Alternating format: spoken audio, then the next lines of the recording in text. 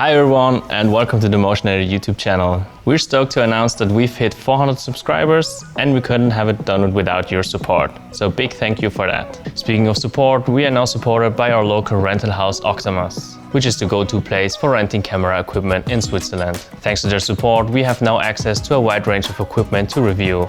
So be sure to hit that subscribe button and let us know what you want to see in our next video.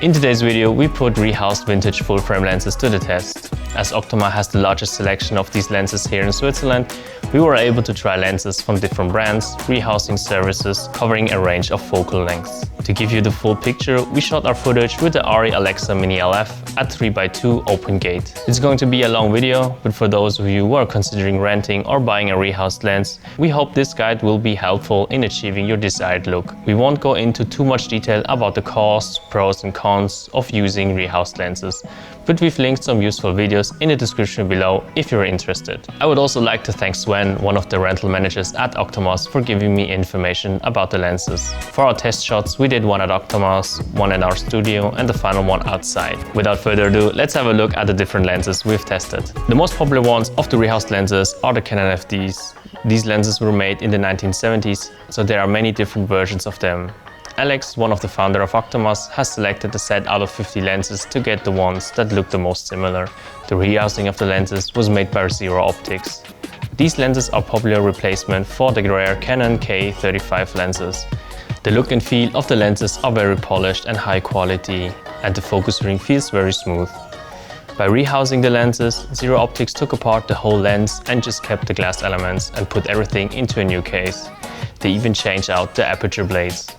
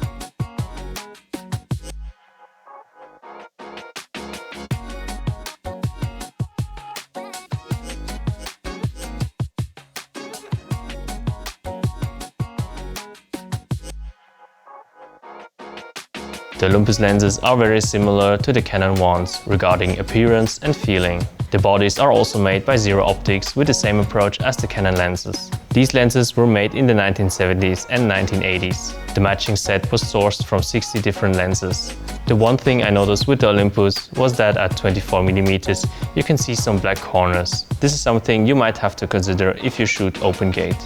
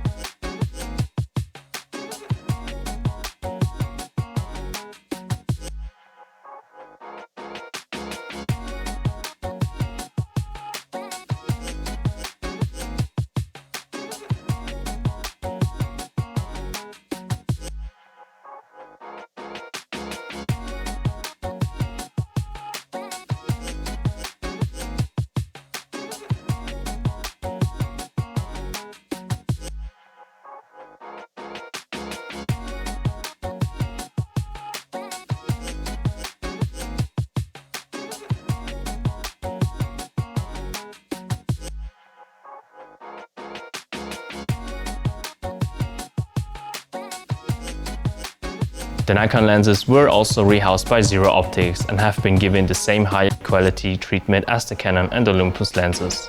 The lenses were manufactured in the 1970s and the 1980s and were known for their exceptional sharpness and cleanliness. However, in order to achieve a more distinctive, characterful look, Sven from Octomars informed us that they had decided to use the newest lenses from the older series. These lenses had a different look due to the use of different glass and coatings, making each lens unique depending on its year of its manufacture.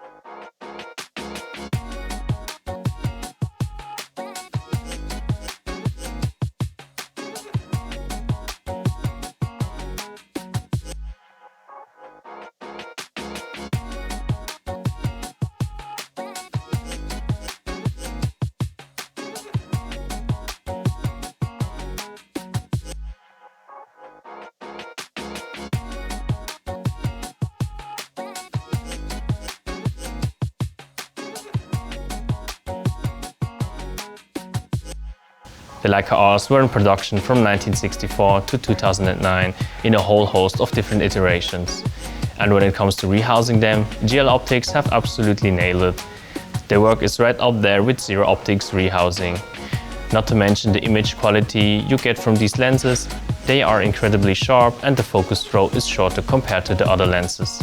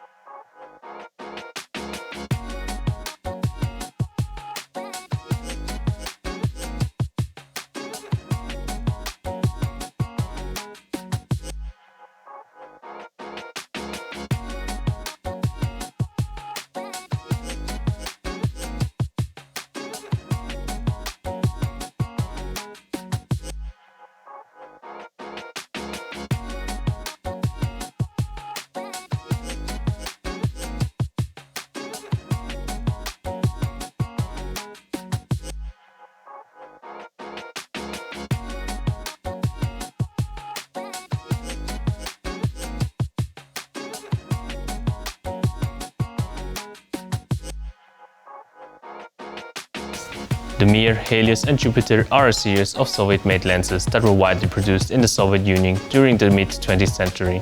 These lenses underwent a rehousing by IronGlass, but the process differs from that of the other rehousings. It's more of a sleeving. Because of that, it uses an external focus system which makes the barrel move while focusing. This may cause some issues with some setups. However, IronGlass released a Mark II version of this rehousing that fixed this and other issues.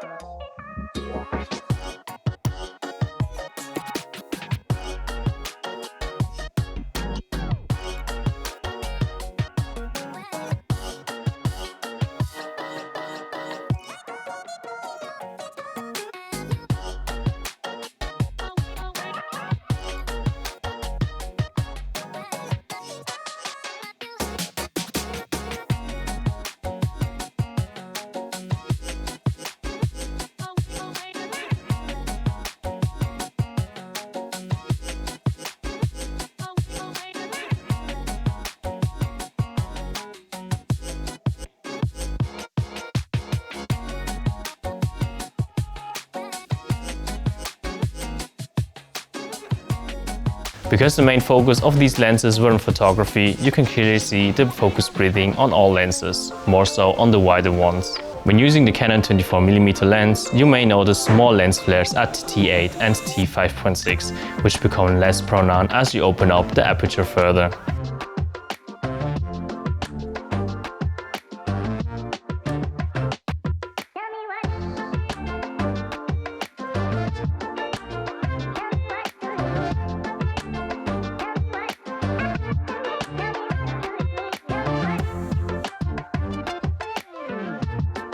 Similarly, the 55 lens has comparable lens flares from T8 to T2.8. Although at T1.4, the flare becomes more fan-shaped.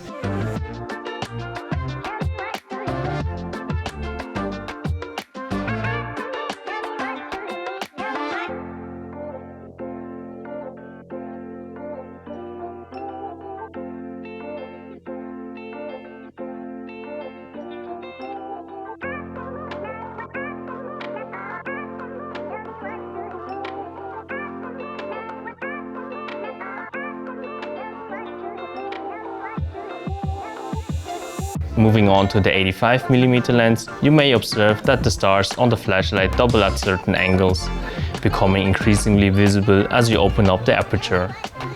Furthermore, a halo starts to become visible, contributing to the overall blurrish magenta purple color of the flares.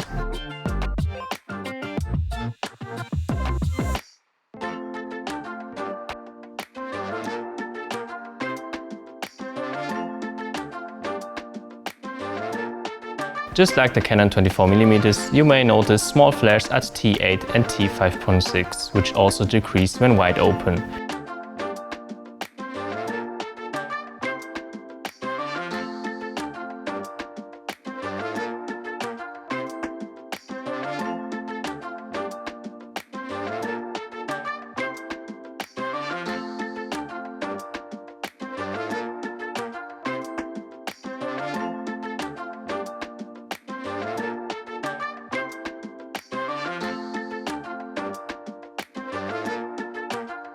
The same happens to the 55.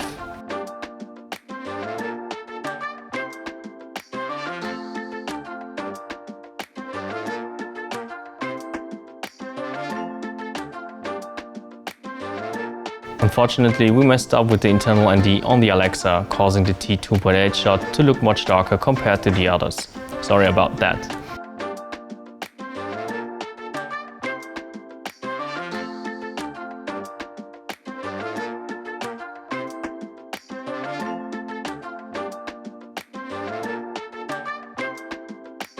The 85mm lens has similar flares to the 55 when wide open, with a visible rainbow halo appearing in the image. The flares on the Olympus lens have more of a bluish-green color.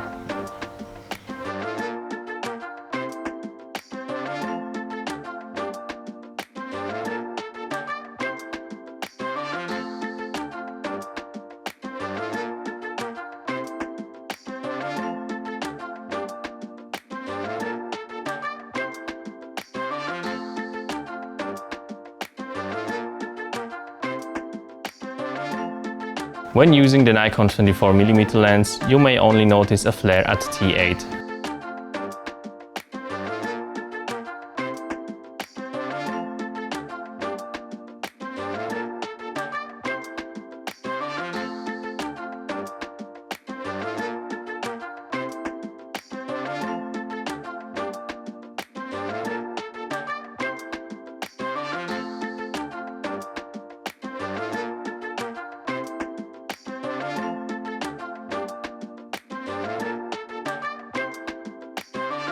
However, on the 50mm lens, a green glow is visible at T8, which decreases as you open up the aperture.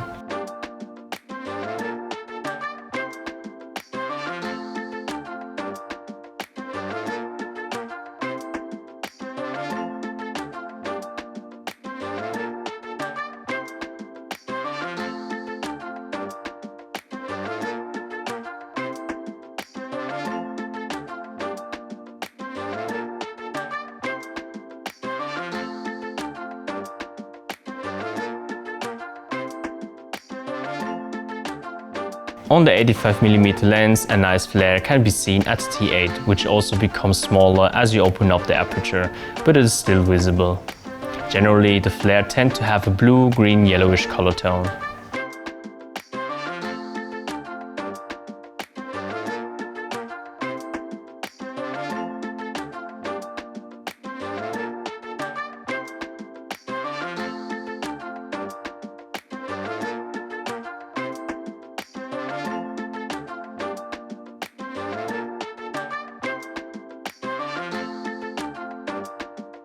The Leica 24mm lens has visible flares at every aperture, although you cannot open up the aperture further than 2.9.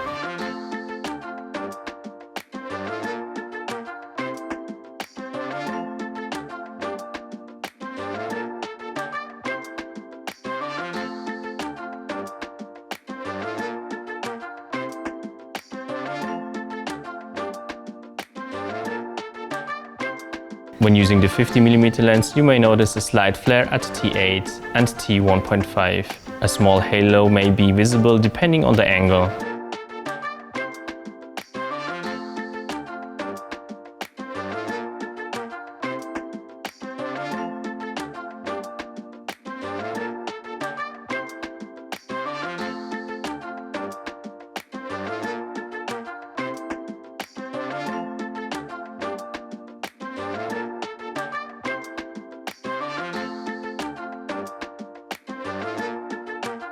Meanwhile, the 80mm lens shows a flare at T8, which becomes more spread out when opened wider.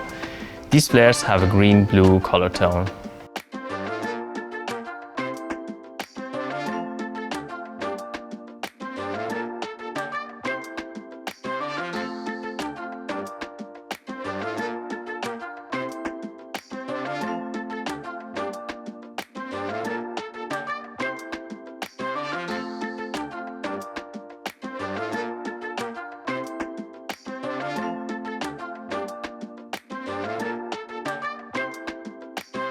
When using the mirror lens, a large flare can be observed across the entire image, which becomes less noticeable as you open up the aperture.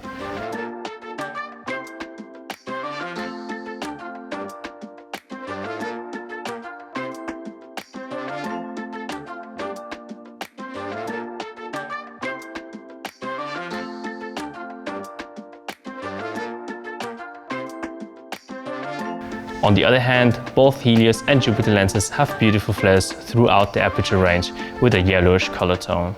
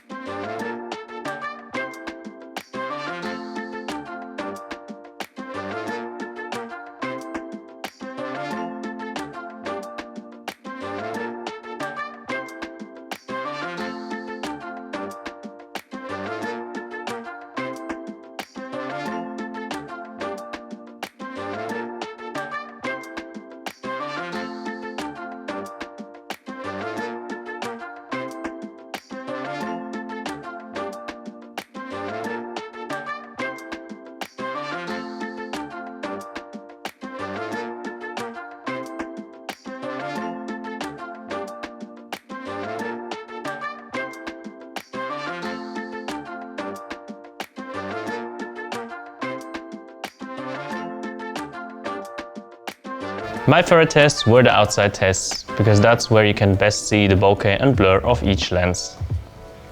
The Canon lens produced a very clean look with only a slight vignetting visible on the 24mm lens. However, depending on the focus, some chromatic aberration will be noticeable.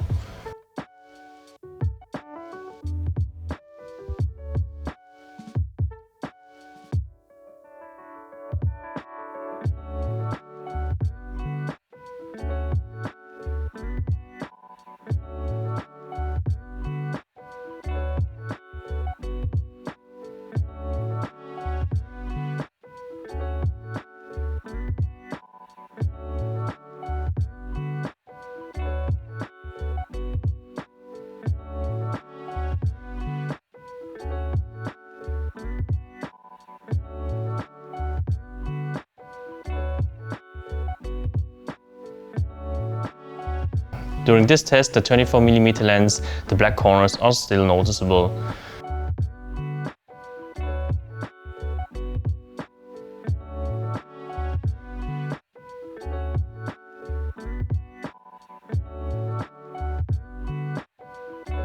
On the other hand, the 50mm lens produced a dreamy look when focused towards the back.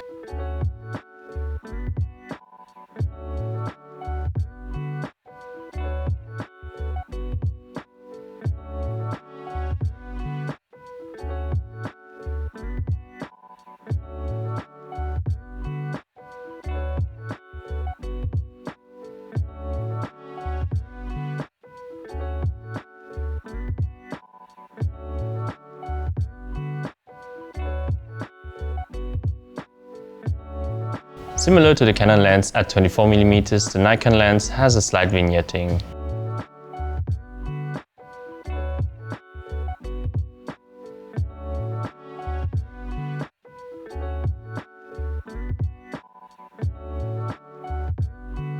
The Nikon 50mm lens produced a dreamy effect when focused towards the back.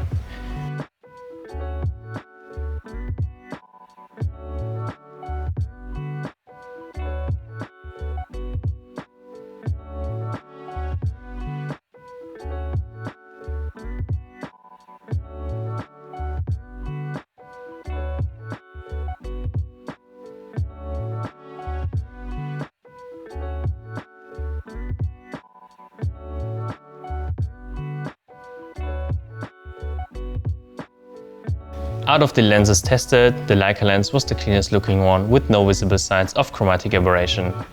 However, it's worth noting that the choice of lens ultimately depends on the specific look you are trying to achieve.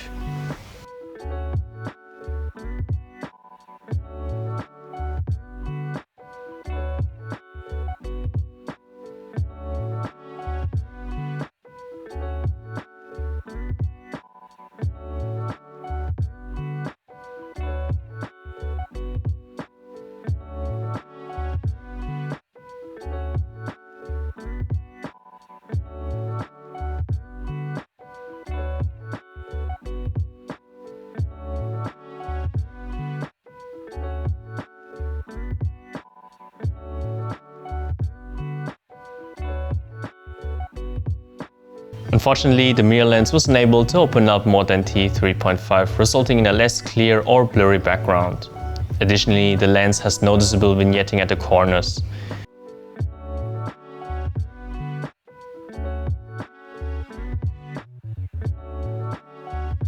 The Helios lens, on the other hand, was a step up from the mirror, producing a nicely compressed and blurry background with a bokeh that had a slight oval shape towards the edge.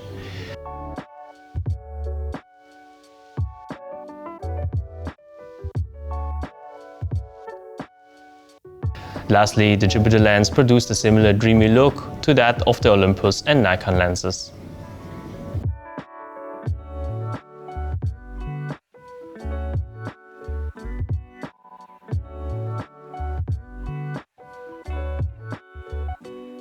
Thanks for watching our review of these Rehoused lenses. We hope this video has provided you with valuable information about the different options available to you when it comes to vintage lenses. These lenses can add a unique cinematic look to your work. Once again, we want to thank Optimus for providing us with the lenses to review, and we encourage you to check them out if you're into high quality camera equipment. If you enjoyed this video, please give it a thumbs up and don't forget to subscribe to our channel for more content like this. Let us know in the comments what you'd like to see next, and we do our best to make it happen. Thanks again for tuning in, and we'll see you in the next one.